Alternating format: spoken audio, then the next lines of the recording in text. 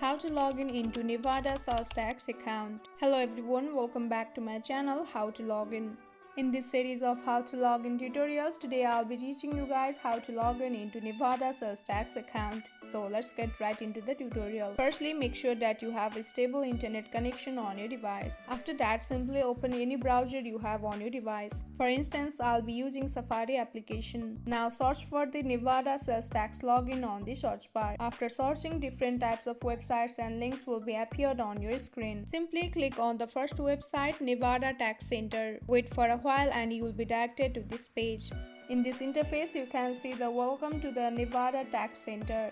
And under that, here you will see you need to enter your username and password in order to log in into your account. And if you haven't already created an account, simply tap on sign up today option. So enter all of your details like username and password and simply tap on login. In case you have forgotten your username or password, tap on forget your username or password option below the login. So fill up your information and you are good to go. In this very easy and simple way, you can log in into your account. I hope you guys found this video helpful. Don't forget to drop a like and subscribe to my channel. Thank you.